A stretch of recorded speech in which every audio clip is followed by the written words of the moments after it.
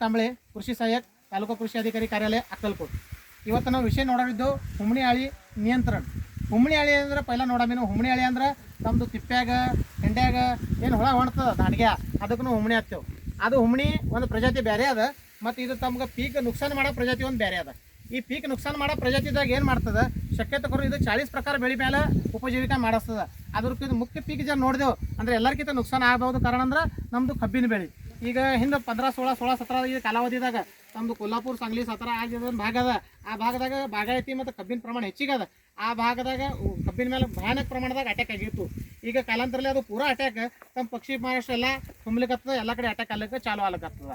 ಈಗ ಇದು ಆ ಬೇಡ್ದಂದು ಏನು ಮಾಡಬೇಕು ಅಂದ್ರೆ, ಇದು ಆ ಬೇಡ್ದಂದು ಪೈಲಾದ ಸಲಕ ಇದ್ರದ್ದು ಅವಸ್ಥೆ ಏನವ, ಅಂಡಿ, ಅಳಿ, ಕೋಶ್ आणि ಪತಂಗ, ಇದು 4 ಸ್ಟೇಜ್ದಾಗ ಇದು ಹೋಗ್ತದ. ಇದು ಜೀವನ ಕ್ರಮ ಏನದ, ಪೂರಾ ಒಂದು ವರ್ಷದಿಂದ ಜೀವನ ಕ್ರಮ ಅದ. ಇದು ಏನು ಮಾಡ್ತದಂದ್ರೆ, ನೆಲದಾಗಿದ್ದು ಇದ್ರದ್ದು ಹುಳ ಏನಿರ್ತದ ಅದ್ರದ್ದು ಬೇರುಗಳೆಲ್ಲ ಕೆದರ್ತಿರ್ತದ. ಬೇರುಗಳು ತಿಂದ ಮೇಲೆ ಏನಾಗ್ತದ, ಗಿಡ ಪೂರಾ ಒಣಗಿ ಹೋಗ್ತದ. ಬಾಕಿದೇನು ಹುಳುಗಳು ನಿಮ್ಗೆ ಇದ್ರ ಮೇಲೆ ಕೀಟನಾಶಕ ಅವು ಕೀಟಕ ಏನು ಇರ್ತಾವ ಅವು ಮ್ಯಾಲೆ ಇದ್ದ ಮೇಲೆ ನಿಮ್ಗೆ ಲಕ್ಷದಾಗ ಬರ್ತಾವೆ. ಬೆಳಿಗ್ಗೆ ನಾವು ನಿರೀಕ್ಷಣೆ ಮಾಡಿ ನೋಡು ಶಕಸ್ತೇವೆ, ಅದ್ರ ಮೇಲೆ ಉಪಾಯ ಮಾಡೋ ಶಕಸ್ತೇವೆ. ಇದು ಹುಮ್ಮಣಿದು ಹಿಂಗದ. ಈಗ ಎಟತನ ನಿಮ್ದು ನುಕ್ಸಾನ್ ಆಗಿದಿರಲ್ಲ, ಅಟತನ ನಿಮ್ದು ಲಕ್ಷಣಾಗ ಬರಂಗಿಲ್ಲ ಕಿ ಬಾಬಾ ಇದು ನುಕ್ಸಾನ್ ಆಗ್ಯದ. ಈಗ ಇದು ನಿಯಂತ್ರಣ ಮಾಡ್ಬೇಕಂದ್ರೆ ಏನದ, ಪೈಲ ತಮ್ಮ ಮಶಾಗತಿ ಪದ್ಧತಿಲಿ ಅದಕ್ಕೆ ನಿಯಂತ್ರಣ ಮಾಡೋ ಶಕಾಸ್ತು. ಮಶಾಗತಿಯ ಪದ್ಧತಿಲಿ ಅಂದ್ರೆ ಏನದ, ತಮ್ಮ ಬೆಳೆದಾಗ ಅಂತರ ಇದು ಮಶಾಗತಿಯನ್ನು ಮಾಡಿದ್ದೆವು ಕೋಲ್ ನಾಂಗ್ರಾಟ. ಶಕ್ಯತೋ ನಾವು ಬ್ಯಾಸ್ಗ್ಯಾಗ ಕೋಲ್ ನಾಂಗ್ರಾಟ ಮಾಡಿದೆವು. ಆ ಜಮೀನ್ದಾಗ ಅಂತ ಅದ್ರ ತತ್ತಿ ಇರ್ತಾವ, ಕೋಶ ಇರ್ತಾವ. ಅವು ಕೋಶ ಏನೋ ಹೊರಗೆ ಬೀಳ್ತಾವ, ಹಳಿ ಇರ್ತಾವೆ, ಕೋಶ ಬೀಳ್ತಾವ, ಬಿಸಿಲು ಸಂಪನ್ನಾಗಿ ಬರ್ತದೆ, ಅವು ಸಹಿತಾವ. ಮತ್ತು ಹಿಂದೆ ನಮ್ಮ ಪಕ್ಷಿಗಳು ಇರ್ತಾವೆ, ಬಗಳ ಅಂತೇವು. ಅವು ಬಗಳಗಳು ತಿಂದು ಅದಕ್ಕೆ ನಷ್ಟ ಮಾಡ್ತದೆ. ಒಂದು ಜೈವಿಕ ಪದ್ಧತಿ ಇಲ್ಲಿ ನಿಯಂತ್ರಣ ಆಗ್ತದೆ. ದುಸರಾ ಪದ್ಧತಿ ಅದ, ಇದು ಮಶಾಗತಿ ಪದ್ಧತಿ ಆಯಿತು. ದುಸರಾ ನಾವು ಇದು ಆ ಬೇಡದು ನಿಯಂತ್ರಣ ಅಂದ್ರೆ ಏನು ಮಾಡ್ಬೇಕಂದ್ರೆ, ಪ್ರಕಾಶ ಸಾಪಳ ಹಚ್ಬೇಕಾಗ್ತದೆ.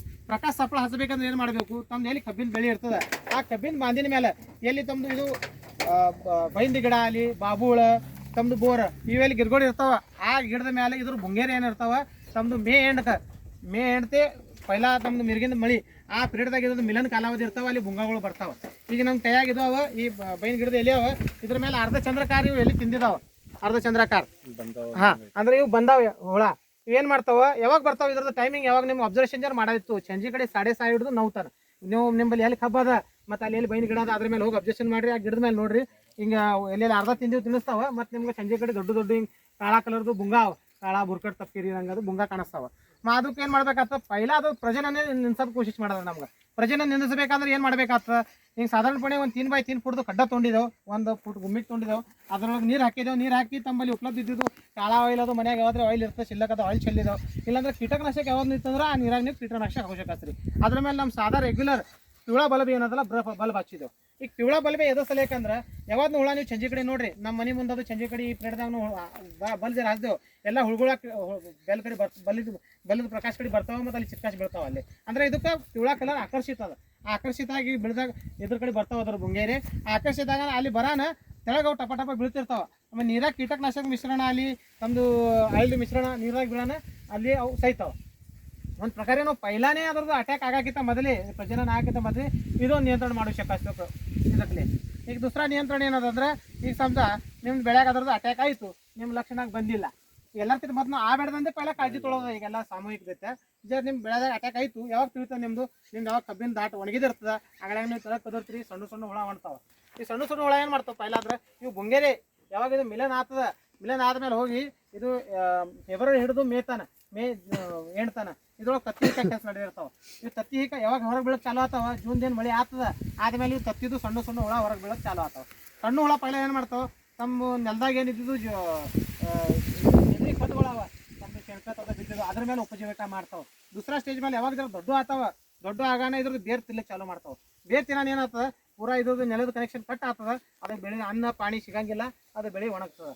ಈ ನುಕ್ಸಾನ್ ಆಗಬೇಡ್ದ ಏನು ಮಾಡಬೇಕು, ಈಗ ಒಂದು ಜೈವಿಕ ಪ್ರಕಾರ ಅದ ಬಿವೇರಿಯಾ ಬ್ಯಾಸಿಯಾನ, ಇದು ಜೈವಿಕ ಬುರ್ಷಿನಾಶಕ ಅದ. ಬುರ್ಷಿ ಅದೊಂದು ಒಂದು ಪ್ರಕಾರ ಅದು ಎಕ್ರಿ ಒಂದು 1 ಕಿಲೋ 2 ಕಿಲೋ ಅದು ತಂದು ಒಂದು 20 ಕಿಲೋ ನಮ್ಮ ಶೆಣ್ಕತ್ ಇರ್ತದೆ, ಆ ಶೆಣ್ಕತ್ದಾಗ ಮಿಕ್ಸ್ ಮಾಡೋದೆಲ್ಲ, ಶೆಣ್ಕತ್ ಮಿಕ್ಸ್ ಮಾಡಿ ಎಕ್ರಿ ಎಲ್ಲ ಕಡೆ ಹಾಕಿಬಿಡೋದು.